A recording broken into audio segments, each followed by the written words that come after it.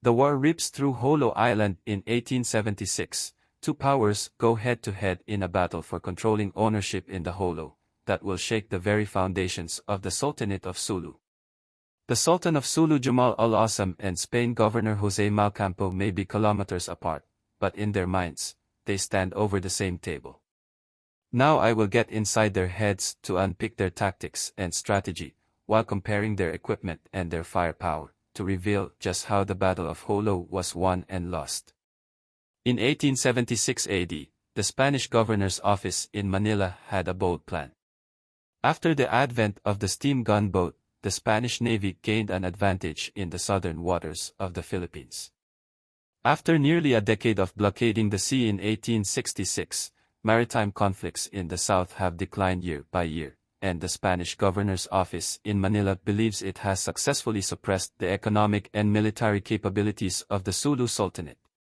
The Spanish governor of the Philippines at that time was José Malcampo, who saw this as an opportunity to conquer the Sulu Sultanate and received the support of most officials in the Manila office.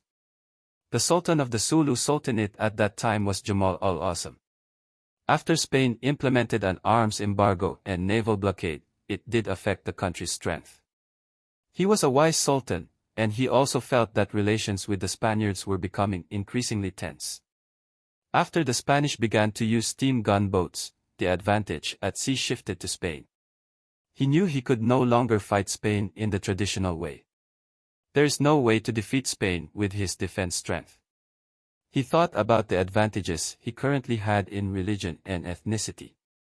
In the 14th century, Islam had been introduced to Sulu. In the 19th century, most of the residents of Sulu believed in Islam. And the Spanish never had substantial control over the southern Philippines since 1565 due to the Tausug people.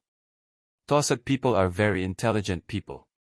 For 300 years they kept the Spaniards from controlling western Mindanao. The Tausug are part of the wider political identity of Muslim Filipinos of western Mindanao, the Sulu archipelago, and southern Palawan. The Sultan was the sole sovereign of the Sultanate, followed by the numerous panglima or local chiefs, similar in function to the modern Philippine political post of the barangay captain in the barangay system. They also were called Datu. In 1876, the war was imminent. Spain launched an assault on Holo Island in two directions. Successfully defeat Holo's defenders and build two forts on Holo Island. Although Sultan launched a counterattack in 1877, it was unsuccessful. The Spanish governor of the Philippines, José Malcampo, was very proud at this time. After 300 years of struggle, this achievement was finally achieved. Officials in the Manila office were also delighted. Sultan Jamal ul-Azam made a very critical decision at this time. He decided to give up the resistance by the Central Army and instead established a loose united front in various places. As known as decentralizing central resources to Datu in various places. He made three key points clear to all Datu. The first is that expelling foreign troops is the main goal of each Datu. The second is that Holo belongs to the Tausug people. The third is to firmly believe in Islam. The Sulu Sultanate later came under the control of Spain in Manila. And the Datu began to implement one extreme asymmetric warfare against Spain, called juramentado. Juramentado refers to a male Tausug swordsman who attacked and killed targeted occupying and invading police and soldiers, expecting to be killed himself, the martyrdom undertaken as a form of jihad, considered a form of suicide attack. In 1878 was also recorded the first case of juramentado. The fanatic attacked and wounded 6 men in the Marine barracks at Holo. This was the first of a long list of similar attacks at this station, which are detailed briefly below to show the extent to which these outrages grew. In 1878, one man in public square of Holo killed 7 and wounded 6 natives. 6 men made an attack injuring 1 Chinese and 2 Moros, who 4 were killed. February 9, 1 Moro wounded 5 men, and was killed. March 3, 1 Moro wounded 3 men, and was killed.